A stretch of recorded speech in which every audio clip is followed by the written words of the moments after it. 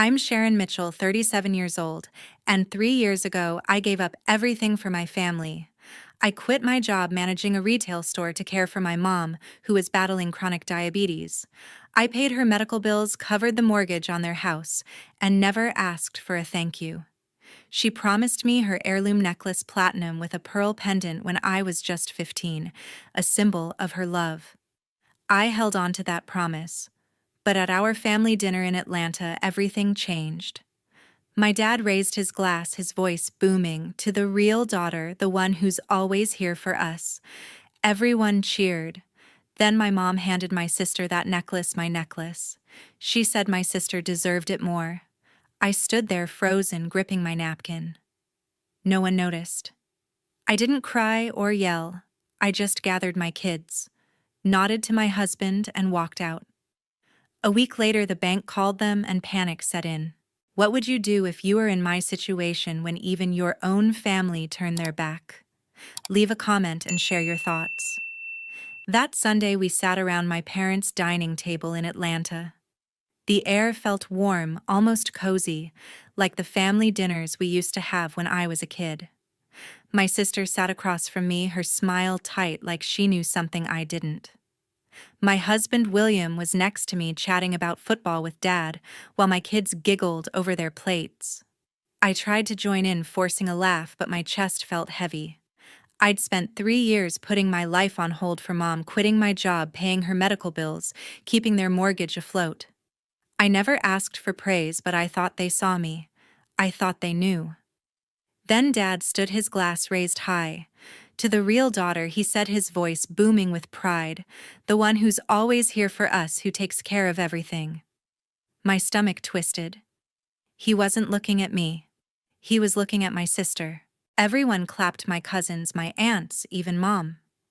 I sat there gripping my fork, my face burning. Then Mom reached into her pocket and pulled out the necklace platinum with a pearl pendant that caught the light. The one she promised me when I was 15, sitting on her bed after her first hospital scare. This is for you. One day, she'd said, her hand warm on mine. You're my rock, Sharon. Now she leaned across the table and handed it to my sister. Debra deserves this, Mom said, her voice soft but firm. She's been here taking care of us. Debra's eyes lit up, her fingers brushing the pearl like it was always hers. I waited for someone to correct Mom, to say it was a mistake. No one did. My aunts nodded, my cousins smiled, and Dad took another sip of his wine. I felt invisible, like I was shrinking into the chair. My kids were still giggling, oblivious. William glanced at me, his brow furrowed, but I shook my head. I couldn't speak. If I opened my mouth, I'd scream, or worse, cry. I wouldn't give them that. I pushed my chair back, the legs scraping against the floor. We're leaving, I said, my voice low but steady. William didn't argue. He gathered the kids who whined about missing dessert, and we walked out. The door clicked shut behind us, and the night air hit my face like a slap.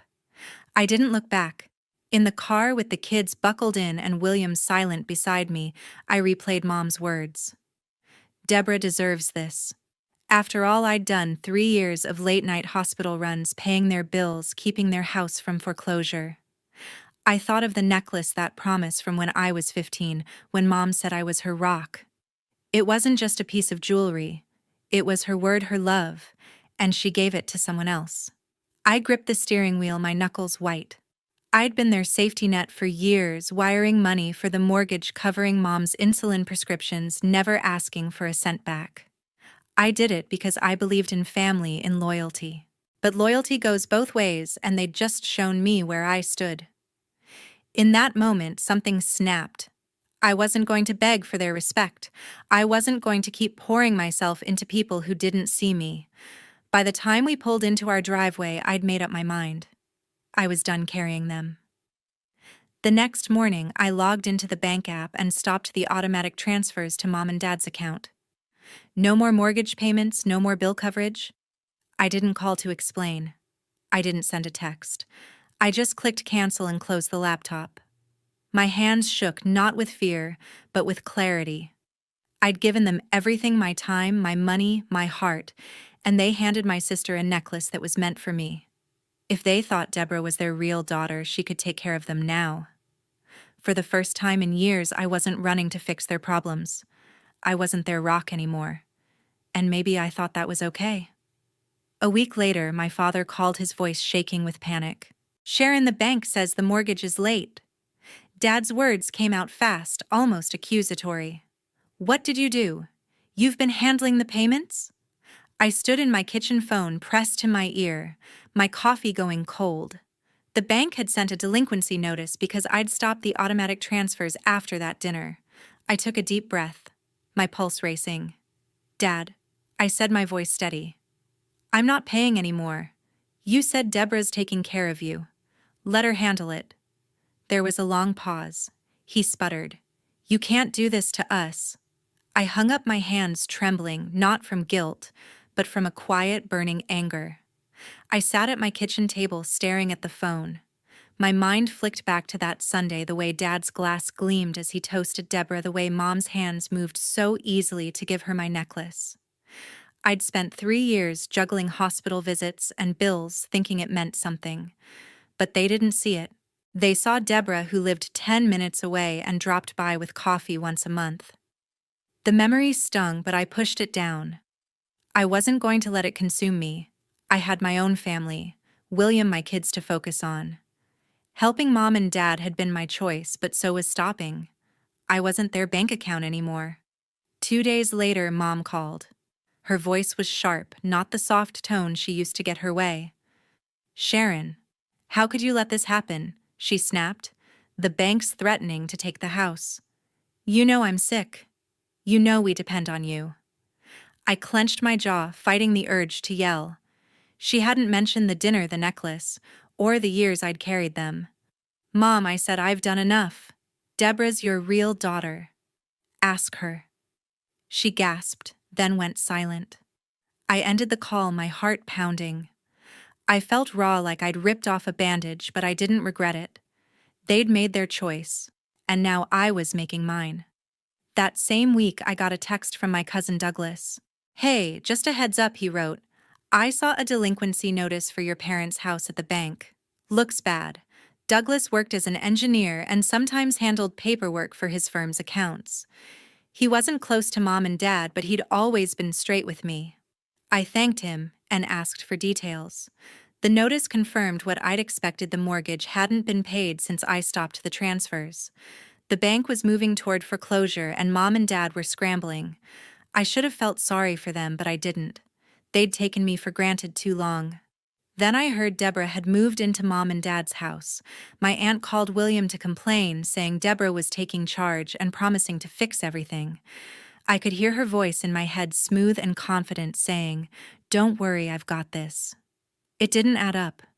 Debra had never paid a bill for them in her life. She worked odd jobs, selling jewelry online, picking up shifts at a boutique, but she wasn't exactly rolling in money.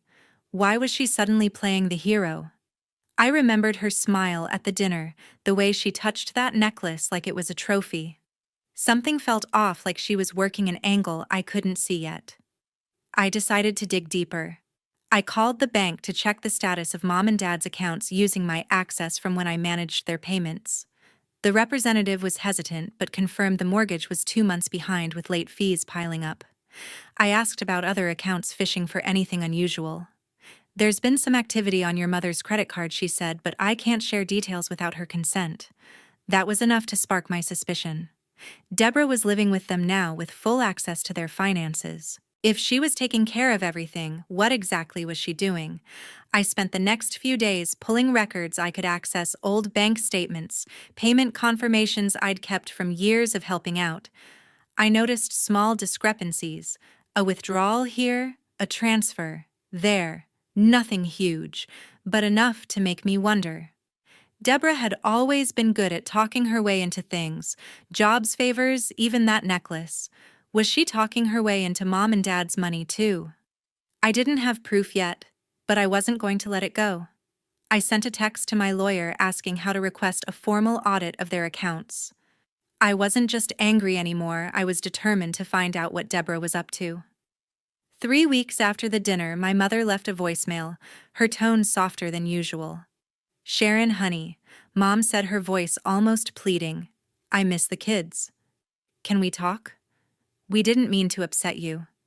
I replayed it twice, sitting on my couch, the phone heavy in my hand.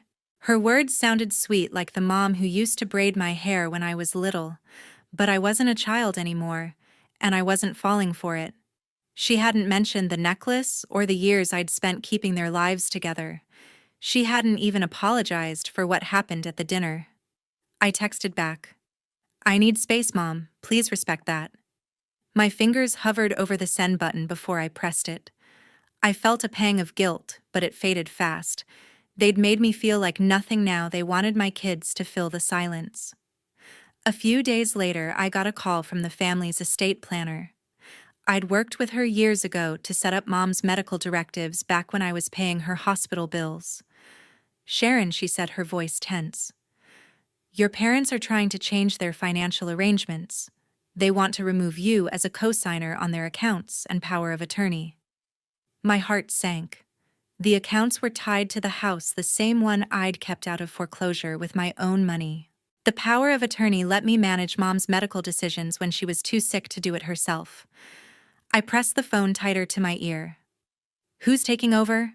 I asked, already knowing the answer. Debra, she said. Of course.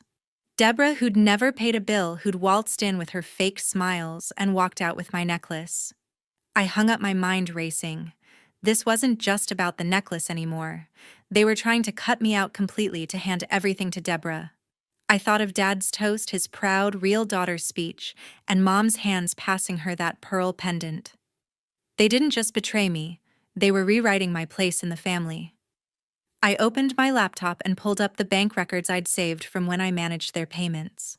The numbers stared back at me, a history of my sacrifices: $200 a month for the mortgage, $300 for Mom's insulin, thousands more for hospital stays. I'd done it all, and now they were giving Debra control. My chest tightened, not with sadness, but with a cold, sharp resolve. I wasn't going to let this happen. That evening, I got an email from my best friend Evelyn. We'd known each other since high school, and she always had my back. Check this out. Her message read with a string of forwarded emails attached. I opened them, my eyes scanning the screen. They were receipts from Mom's credit card sent to Evelyn by a mutual friend who worked at the bank. The charges were recent: $800 at Target for clothes, $200 at Nordstrom for a handbag, $500 for a weekend trip to Orlando. I recognized the pattern immediately. Debra had been living with Mom and Dad for 2 weeks with access to their accounts. These weren't Mom's purchases. She hadn't left the house in months, and she didn't shop at Nordstrom. Debra was spending their money like it was her own. I leaned back, my hands shaking with anger. I pictured Debra at the dinner, her fingers brushing that pearl pendant, her smug, I've got this attitude when she moved in. She wasn't just taking my place, she was taking their money. I forwarded the emails to my lawyer, a woman I'd hired last week, after Douglas's text about the delinquency notice. Can we use this? I wrote. I think Debra's stealing from Mom. My lawyer replied within the hour. This is serious. We'll need more evidence, but we can start building a case. I felt a surge of purpose, like a fire catching in dry grass. Debra thought she could manipulate everyone, but I wasn't going to let her win. I spent the next few days calling contacts, people who'd seen Mom and Dad's finances over the years, a cousin who'd helped with their taxes, a neighbor who'd overheard Debra bragging about her new life. Every conversation added a piece to the puzzle. Debra had been dropping hints, saying she was taking care of the family while buying herself clothes and plane tickets. I felt sick, not just for me, but for Mom and Dad. They'd chosen her, trusted her, and she was bleeding them dry. But I wasn't their savior anymore. I was done begging for their respect. This wasn't about saving them, it was about holding Debra accountable. By the end of the week, I'd gathered enough to know I was on the right track. The emails from Evelyn were just the start. I told my lawyer to move forward with a formal request to audit Mom's accounts. Debra had crossed a line, and I was ready to fight back, not for the necklace, not for their approval, but for the truth. A month later, a lawyer's letter landed in my mailbox. The envelope was crisp official, with a return address from a law firm in downtown Atlanta. I tore it open, my hands steady but my heart pounding. The words hit me like a slap. Debra had filed a lawsuit against me, claiming I'd coerced Mom into signing over part of the house to me. The accusation was absurd. She said I'd manipulated a sick woman to steal her assets. Me, the one who'd paid their mortgage for years, who'd kept their house from foreclosure. I stood in my living room, the letter crumpled in my fist, my anger rising like a tide. Debra wasn't just taking my place. She was trying to paint me as the villain. I called Evelyn, my voice tight. "She's suing me," I said. "Debra's saying I forced Mom to give me the house." Evelyn didn't hesitate. "Check your email," she said. I found something. I opened my laptop, and there it was, a string of text messages Debra had sent to a mutual friend, forwarded to Evelyn. In them, Debra bragged about handling Mom and Dad, saying she'd convinced them I was too busy with my kids to care about their finances. "They trust me now," she wrote, "and I'm making sure it stays that way." Another message gloated about how easy it was to get Mom to sign papers. I read the words over and over, my blood boiling. Debra wasn't just spending their money, she was manipulating them to cut me out. I took a deep breath, forcing myself to focus. Anger wouldn't help me now. I needed a plan. I called my lawyer, a sharp woman named Karen, who'd been helping me since I'd learned about Debra's credit card charges. "Send me the lawsuit and those texts," Karen said, her tone calm but firm. "We'll counter this. Do you have any proof of your contributions to the house I did?" Years ago, when Mom and Dad were drowning in debt, I'd paid off a chunk of their mortgage, enough to claim a 30% stake in the property. The paperwork was in a folder in my office, signed and notarized. I scanned the documents and sent them to Karen, my hands shaking, not with fear but with a fierce clarity. Debra thought she could rewrite history, but I had the receipts. The next day, I met Karen at her office. She spread the papers across her desk: my loan agreements, bank statements showing years of mortgage payments, even emails from Mom thanking me for covering their bills. "This shows you've been financially tied to the house since 2019, Karen said, tapping the documents. "Debra's claim that you coerced your mother doesn't hold up. But we need to prove she's the one acting in bad faith." I nodded, thinking of the credit card receipts Evelyn had sent, the $800 at Target, the $2,000 $500 Orlando trip. "What about the audit I requested?" I asked. Karen leaned forward. "It's in motion. We've asked the court for a forensic accountant to review your parents' accounts. If Debra's been misusing their money, we'll find it." That night, I sat with William at our kitchen table, the kids asleep upstairs. I told him about the lawsuit, the texts, the audit. He reached for my hand, his grip steady. "You're doing the right thing," he said. "Debra's gone too far." I squeezed his hand, grateful for his support, but my mind was racing.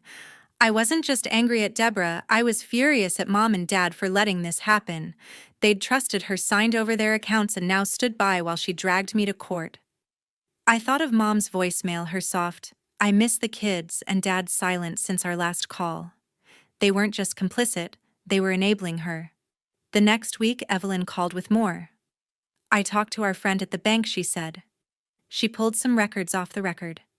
"There's another $1,000 charge on your mom's card, some jewelry store in Buckhead. It's recent, after Debra moved in." I clenched my phone, my jaw tight. Debra wasn't stopping. She was living in their house, using their money, and now trying to take mine. I forwarded the new information to Karen, my resolve hardening. This wasn't about the house anymore. It was about exposing Debra for who she was. I spent hours combing through my own records, cross-referencing every payment I'd made for Mom and Dad. I found a receipt from 2021 for a $5,000 hospital bill I'd covered, another for $2,000 in property taxes. Every document was a reminder of what I'd given up: my career, my savings, my time. And Debra, she'd given them nothing but lies. I sent everything to Karen, along with a note: "I want the audit to cover every transaction since Debra moved in. She's not getting away with this." My lawyer replied, "We're building a strong case." Stay focused.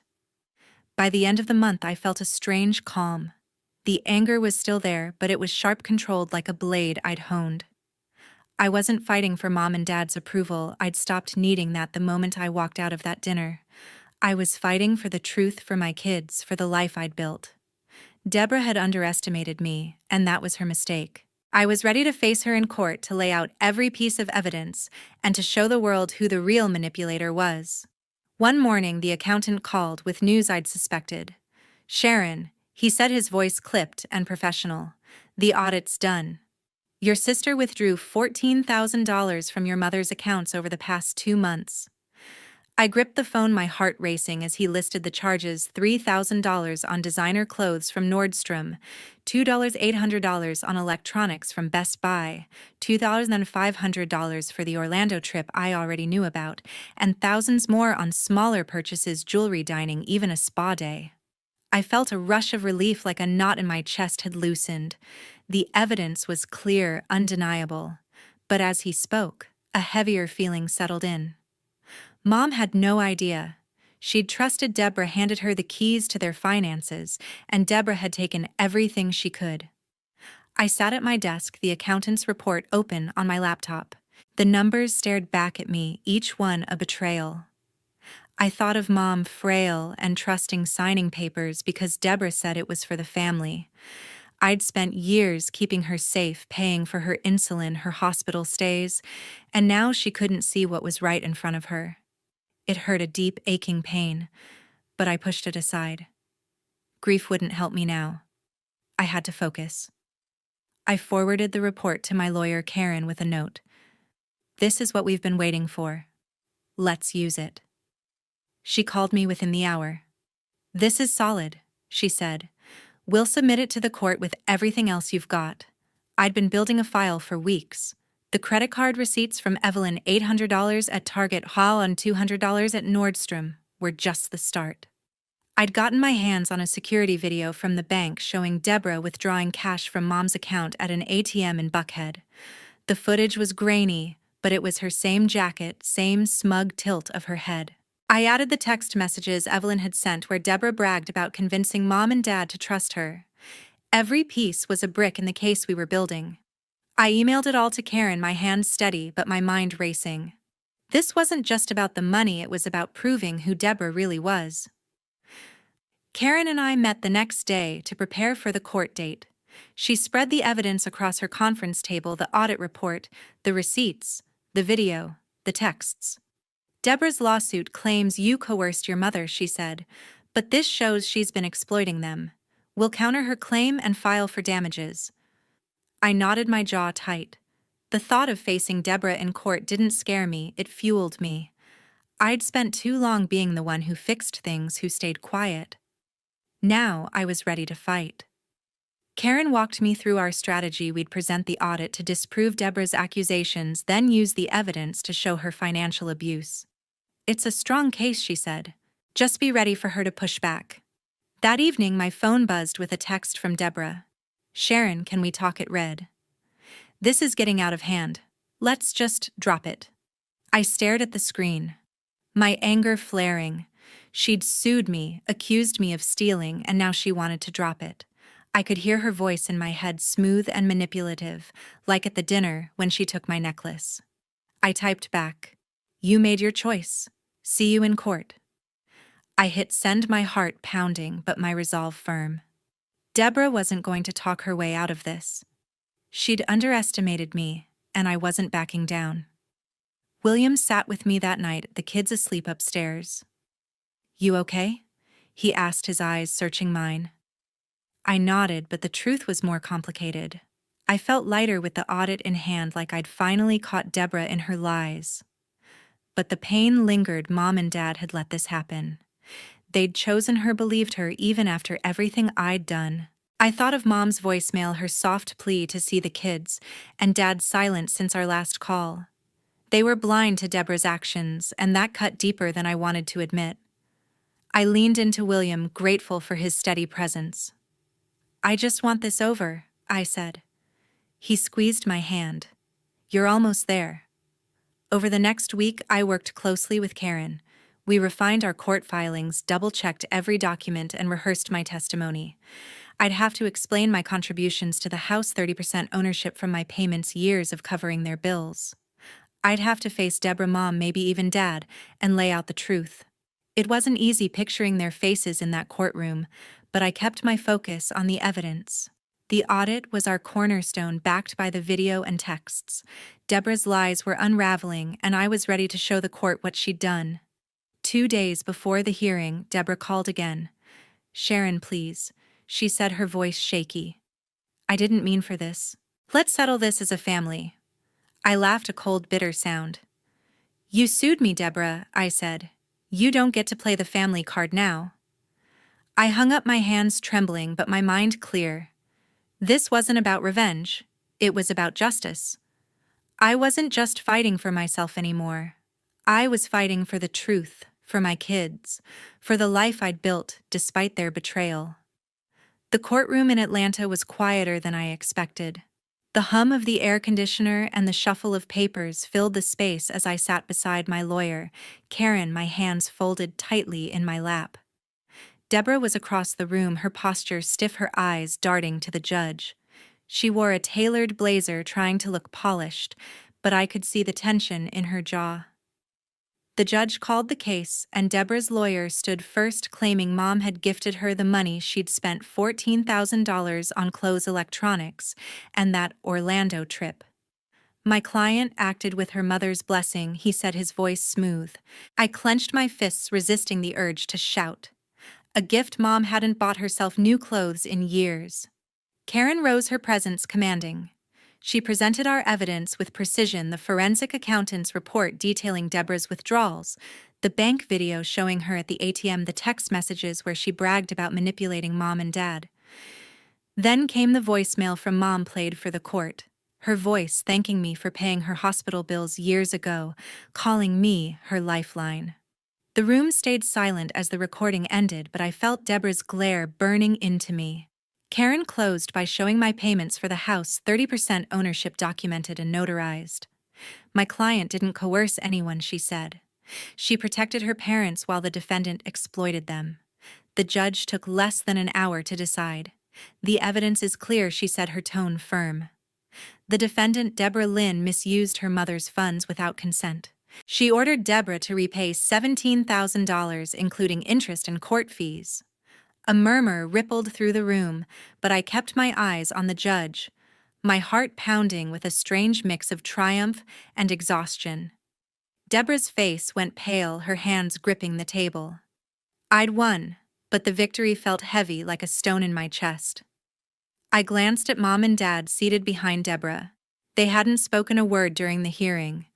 Mom stared at her hands, her lips pressed tight. Dad looked straight ahead, his jaw set, avoiding my gaze. They hadn't defended Debra, but they hadn't supported me either.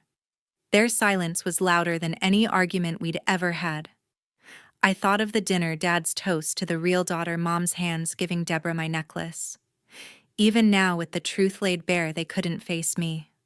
The distance between us felt like a chasm, one I'd never cross again. As we left the courtroom, Karen squeezed my arm. "You did it," she said. "We exposed her." I nodded, forcing a smile, but inside I felt hollow. I'd fought for the truth, and I'd won. The court had seen Debra for what she was, a manipulator who'd taken advantage of our parents. But the cost was my family. Mom and Dad's refusal to look at me confirmed what I'd feared: they'd chosen her, even after everything. I thought of my kids waiting at home with William, and that kept me grounded. They were my family now, the one I'd built, the one that mattered. Outside, the Atlanta sun was harsh, glaring off the courthouse steps. Debra lingered near the entrance, her lawyer gone. For a moment, I thought she might approach me, maybe plead again like she had in her texts. But she turned away, her shoulders slumped, and disappeared into the crowd. I stood there, the weight of the verdict settling in. $17,000 was more than I'd expected, but it didn't erase the years I'd given Mom and Dad, the sacrifices they'd ignored. I felt like I'd won a battle but lost something bigger. When I got home, William was waiting. "How'd it go?" he asked, his voice soft. I showed him the court order, the judge's signature stark against the page. He hugged me, but I couldn't shake the emptiness. I'd proven my point, exposed Debra's lies, but Mom and Dad's silence lingered like a bruise. I sat on the couch, the kids' laughter echoing from upstairs, and wondered if I'd ever hear from my parents again. The victory was mine, but it came with a void I hadn't anticipated, one shaped like the family I used to know.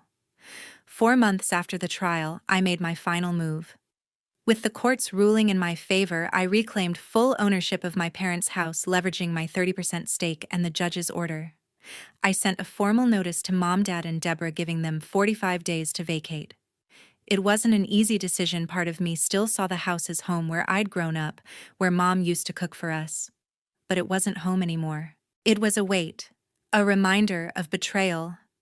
I stood firm, my resolve unshaken, knowing this was the last step to closing that chapter. Debra didn't fight it. I heard from a neighbor that she'd packed her bags within a week, leaving Mom and Dad behind without a word. She'd taken a job at a nail salon in Decatur, scraping by her dreams of handling the family in ruins. I wasn't surprised. Debra had always run when things got hard, leaving others to clean up her mess. Mom and Dad moved into a small apartment on the edge of Atlanta, paid for with what little savings they had left. They never called, never texted. Their silence was final, a confirmation they'd chosen their side long ago. I sold the house a month later. The sale went smoothly. A young couple bought it, eager to start their own story. The money, just over $300,000, felt like a lifeline. I set aside most of it for my kids, creating a scholarship fund to secure their future college dreams, opportunities I'd never had. The rest went to paying off debts and starting fresh. William and I found a new place, a modest home with a backyard for the kids. It wasn't grand, but it was ours, free from the ghosts of my past. As I unpacked boxes in our new kitchen, I thought about everything: Dad's toast, Mom's necklace, Debra's lies, the courtroom's quiet. I'd fought for justice and won, but the victory left scars. My parents' refusal to see me, to acknowledge what I'd done for them, stung in a way I couldn't shake. Yet standing there, surrounded by my kids' laughter and William's steady presence, I felt something new: freedom. I'd carried their burdens for years, but no more. I'd built my own life, my own family, my own worth. The lesson came slowly, carved from pain and choice. Self-respect is something you build yourself. No one can hand it to you. I'd spent years seeking it from Mom and Dad, from a necklace, from their approval. But it was in the fight, in standing up to Debra, in reclaiming what was mine, that I found it. The house was gone, the family fractured, but I was whole. My kids would grow up knowing their worth didn't come from anyone else's hands. And that was enough.